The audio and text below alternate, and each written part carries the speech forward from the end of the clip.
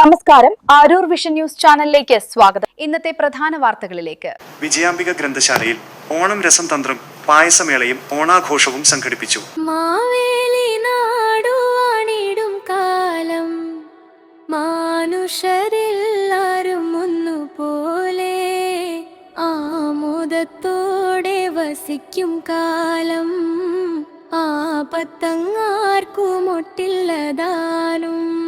വിജയാംബിക ഗ്രന്ഥശാല വനിതാവേദിയുടെ ആഭിമുഖ്യത്തിൽ ഓണം രസംതന്ത്രം എന്ന പേരിൽ വിപുലമായ ഓണാഘോഷവും പായസമേളയും സംഘടിപ്പിച്ചു.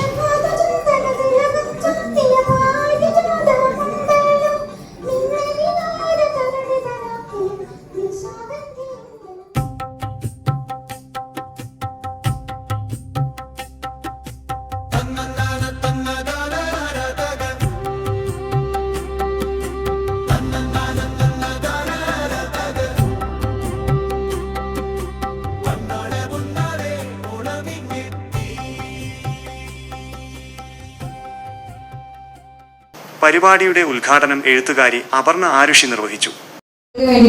മത്സരങ്ങളുണ്ടായിരുന്നു. തുടർച്ചയായിട്ടുള്ള അത്തരത്തിലുള്ള വിവിധതരമായിട്ടുള്ള പ്രവർത്തനങ്ങൾ ഇവിടെ നടത്തി വരുന്നുണ്ടെന്ന് മനസ്സിലാവുന്നു. ഇതെല്ലാം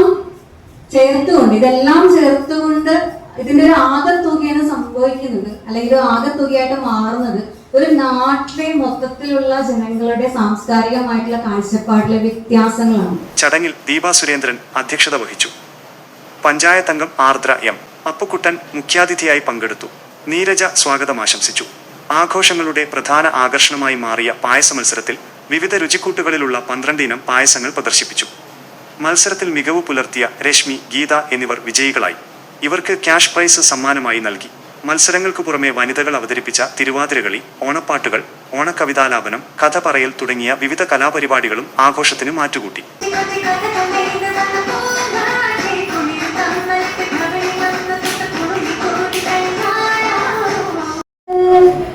പൂവരശ പൊട്ടക്കടത്തെ ജനചേതനക്ക്